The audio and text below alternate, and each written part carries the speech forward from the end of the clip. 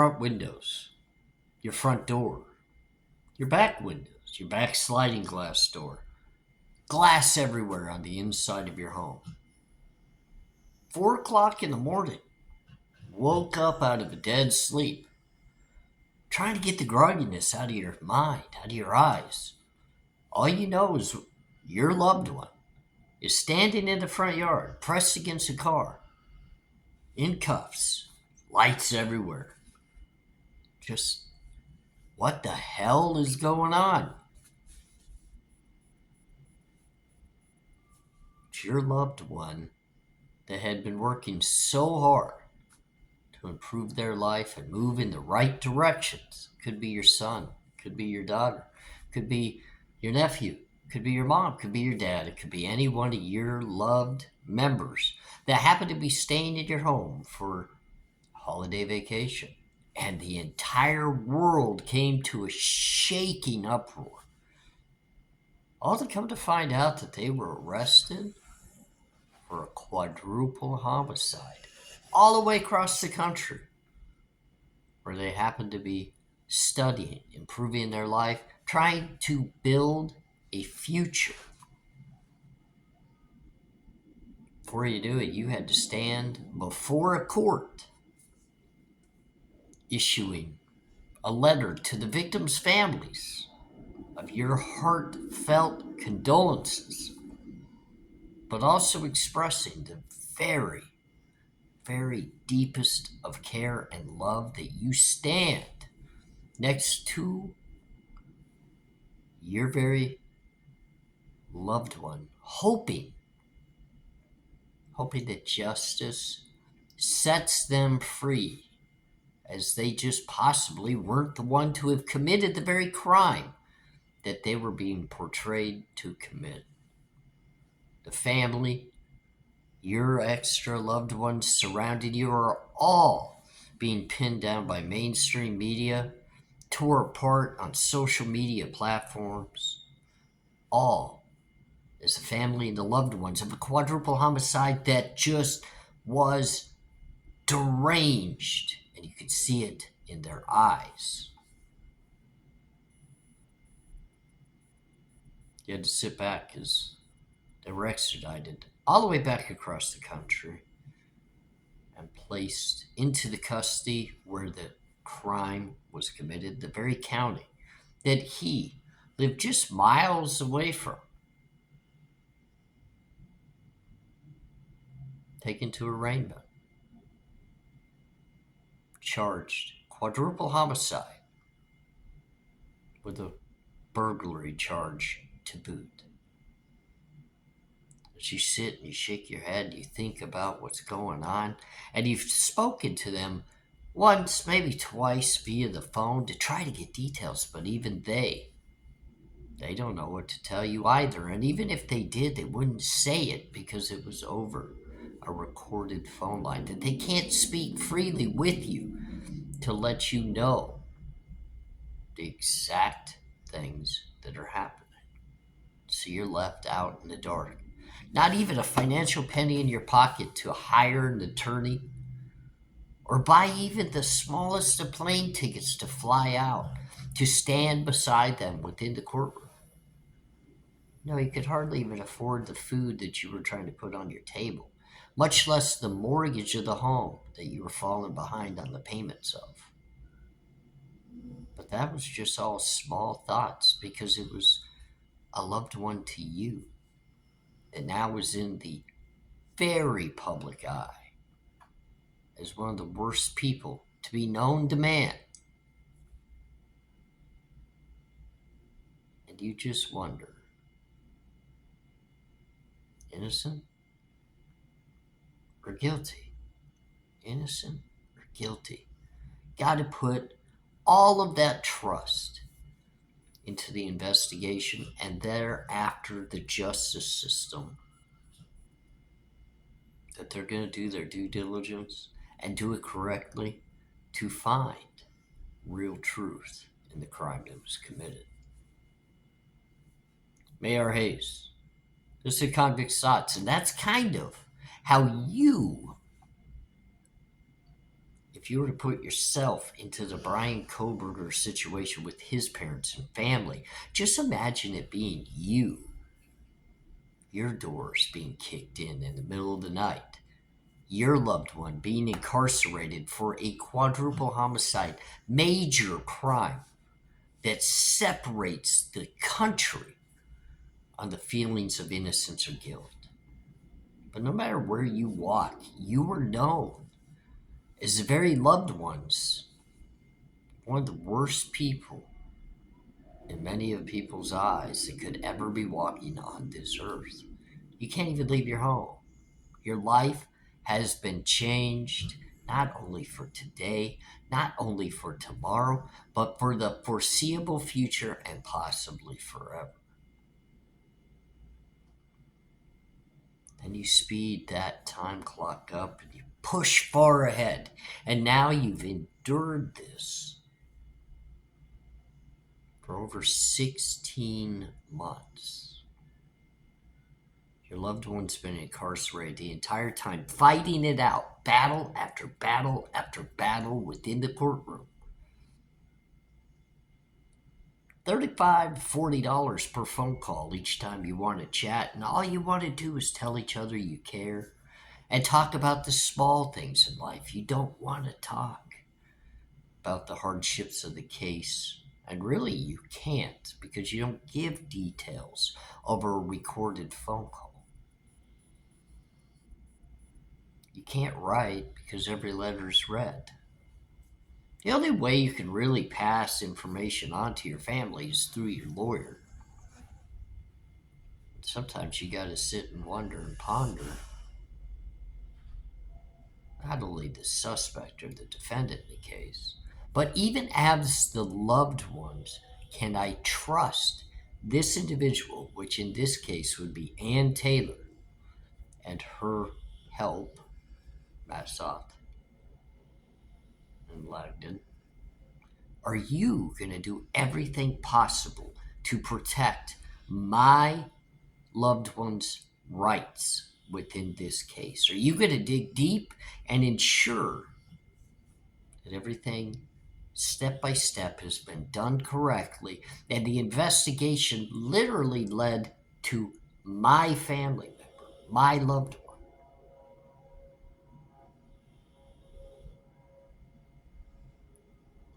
And here we sit, ladies and gentlemen. How would you feel?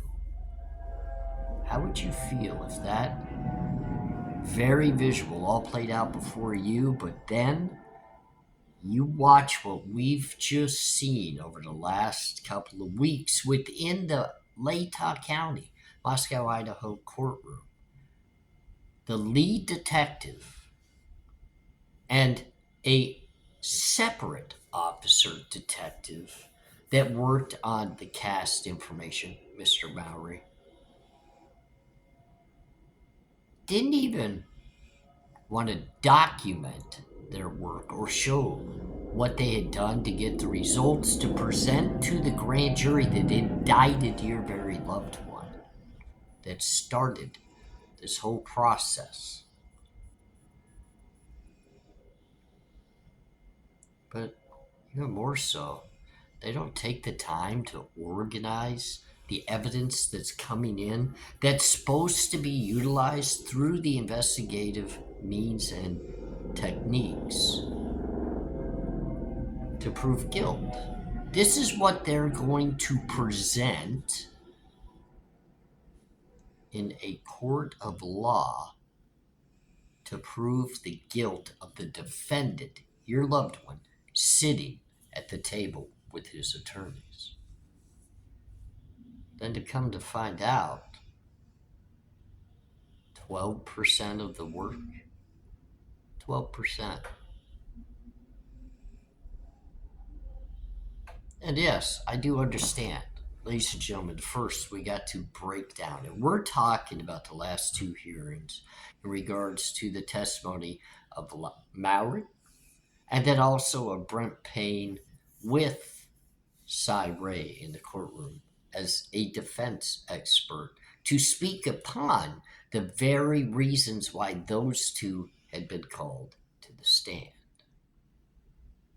I mean, we're talking about some pretty important evidence within the Idaho 4 case against Brian Koberger. You're talking about the video and audio that supposedly is of the car. The car that they state your loved one / Brian Koberger. I'm not saying your loved one's Brian Koberger, but we're continuing down the visual. That was utilized to get to the crime scene, leave the crime scene. So it is a means of transportation for the commission of the crime. The lead investigator, instead of going by realistic data-based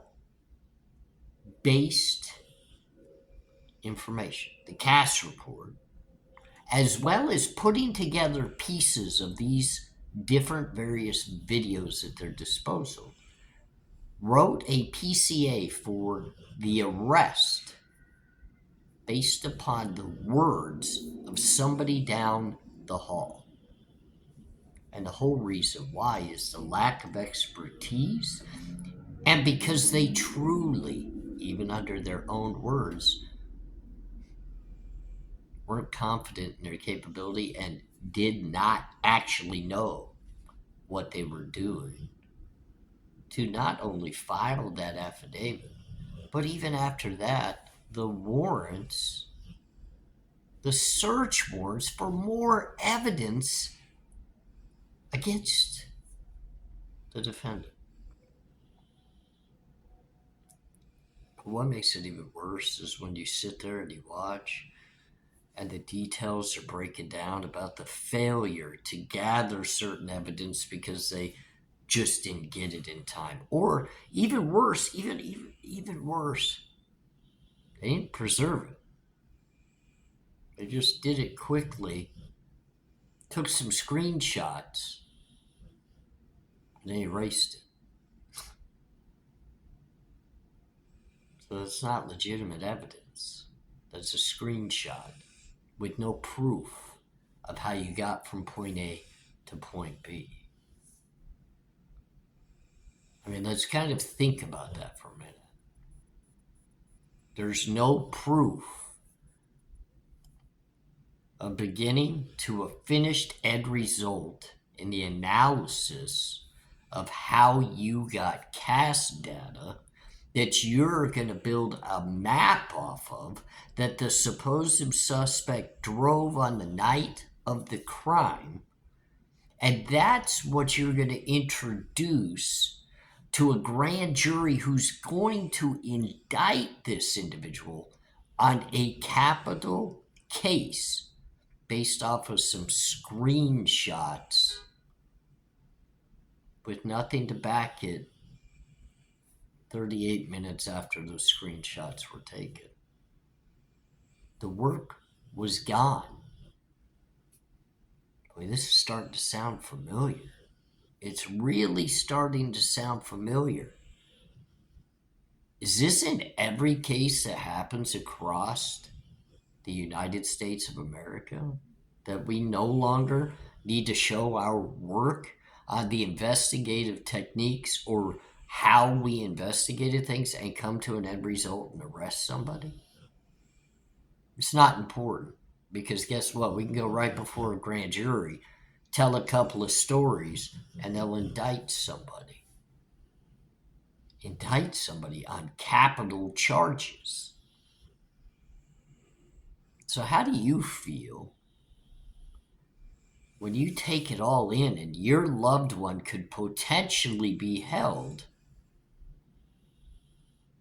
on evidence that's not provable? And I know. Many would debate me, and I get it. They do. But AR, if you add up each individual circumstantial piece of evidence, it all adds up to one big puzzle piece. It's if you add the circumstantial evidence. Stalking, gone. Phone pings, well, we don't have the CAS data yet. Gone. I mean, come on. What are we basing these many various different pieces of random circumstantial evidence? And how am I supposed to build a case against Brian Koberger utilizing what? And if that was your loved one, and you still felt as though the system was working appropriately and you were willing to give the death penalty to your very loved one because you felt as though the lack of effort, the lack of organization, the lack of putting together all of this so-called evidence, and that would be okay with you to just go ahead and sign off that you felt comfortable that's okay to take the life of your loved one.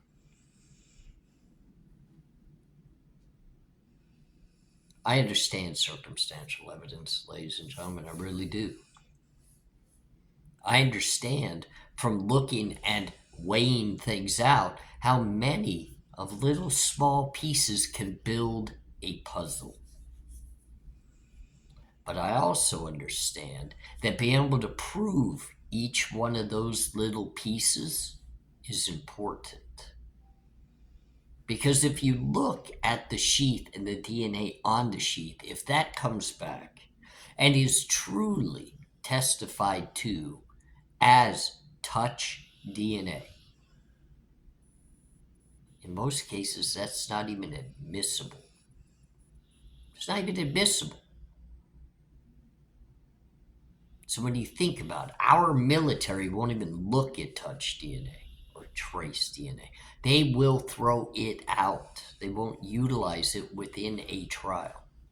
So let me ask you, if you take a buccal swab to DNA and you go to compare that to, but it's not even admissible. So what are you comparing it to? What DNA do you have at the scene to compare that buccal swab to if it's not even admissible? And ladies and gentlemen, I'm telling you right now, Ann Taylor's on the prowl. You would be proud if Ann Taylor was protecting your loved one because she's on the prowl. That's why she's going through the steps that she's going through. I don't understand, and I'm going to spin this for a minute, and this is real life discussion because I, like all of you, have seen and heard about the Gonsalves family page and a post that they made and then took back down. They need justice. They want justice. They're digging for justice. They want Kaylee and Maddie and Xana and Ethan's life to mean something more than a cold case. You would think they would be looking very hard at the last bit of testimony where each individual was pointing it at somebody else. Mowry clearly stated he was not the lead and he was doing the work for somebody else. Yet, Payne gets right up on the stand who is the lead. He's deemed the lead. He clearly states Mowry was completely in charge of that. But then they point the finger at an FBI agent who was in charge of this and that and this and that. So who's taking accountability? And if I was the Gonsalves family, and I wanted real and true justice, I would want to see the investigative work,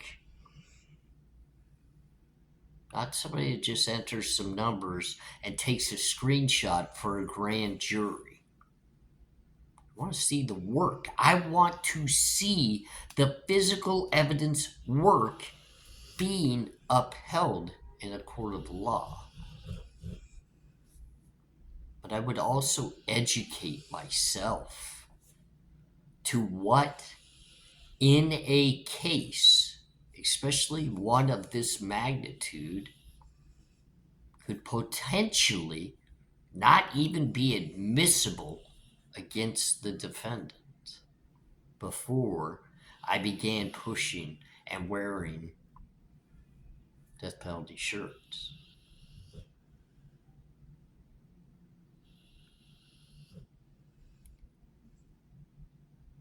They deserve the same accountability within the investigation, and somebody who's willing to step up to the stand and take charge and say, I do lead this investigation.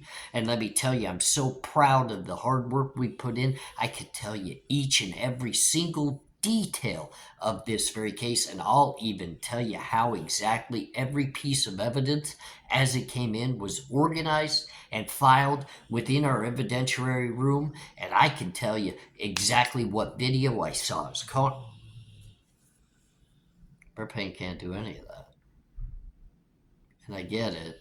Like, I do understand. He was withholding being able to directly speak to the defense because he doesn't want to put his investigation in the limelight for the defense to pick apart. But damn it, what happens if he perjured himself? What happens if his work is the equivalent of the inexperienced lead that he was? Not saying he's not a reputable, good person. I'm not saying he doesn't put in good work. He fought for our country.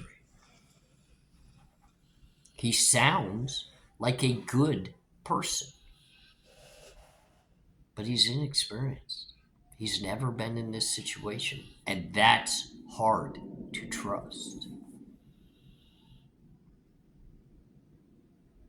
They don't know where the videos of certain things are. That should be pertinent and right in everybody's face, especially the prosecution. That cast report should have been worked through to the complete totality that everybody speaks about in regards to circumstantial evidence. That totality means you do the work all the way through.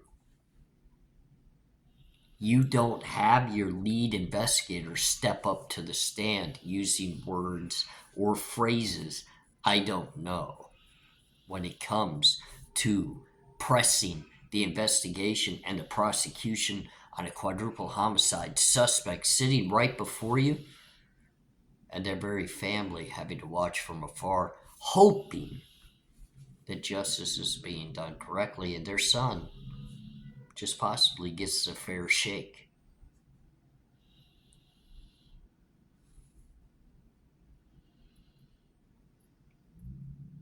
I took a math class one time in a college setting. I was young. I remember there were a group of 5 of us. I'd been out the night before doing whatever I was doing. Might have been Stargaze, I don't even know. But instead of taking my time to work my way through the tests, I just quickly got the answers from my brilliant little partner, wrote them down on the form and turned it in just minutes later. The next day I got called up to talk to the teacher. Where's your work? How did you get to these conclusions? I did it all in my head, sir. This stuff's easy, simple for me. Why can't you show me how you did this? This is a math problem. This is something that's very important, that we show you the step by step to get to that final answer. And all I see on the line is your final answer. How did you get to it? Well, I did it in my head. It's hard to explain. And he looked right at me and he says, but it's wrong. And you would have known that if you had done the work to get the proper answer. But because all 5 of you clowns decide to share the same answer with no work. You all got it wrong, and that's what tipped me off, that you weren't willing to show me the steps. So I have to fail you from the course for attempting to beat the system. I looked at him, I said, the system? Why would this be a system? He says, well, you want to be an electrical engineer, correct? Well, yeah. And at the end of the day, you want to utilize that to do architectural engineering, correct? Yeah. The system is everything you design to work appropriately within that home that you're thinking about building. And you did none of the work, and your home failed and fell and burned and killed everybody within it on the way down. Your system didn't work. It hit me. It hit me hard. So when we visualize and we look at everything that's happening, and we have to remember these past actual hearings are motions to compel. It's just like that very teacher that looked me in the eyes and said, "Where's your work?" That's exactly what Ann Taylor is doing. She's looking the people who are in charge of the very investigation against Brian Koberger, who could potentially also be in charge of cases against your loved ones, and ask them directly, can you show me the system? Can you show me the step-by-step methods you utilize to get to the final conclusion that just took 16 months of my client's life and could potentially take his life altogether? At the end of the day, do we feel confident that the Moscow Police Department and its lead investigator, Payne, worked directly with Mowry and others within this investigation and did it step by step, showing their work? Are we to believe that if they were willing to only do 12% of one part of evidence, how much work did they put into the rest? Is Brian Koberger's life worth taking over 12%? ARHayes, thanks for joining me. This has been a Convict's Thoughts. Remember that, ladies and gentlemen. Thoughts, opinions, feelings. But they all add up to a unique view to the Idaho 4 case against Brian Koberger. Thanks again for joining me. See you again soon.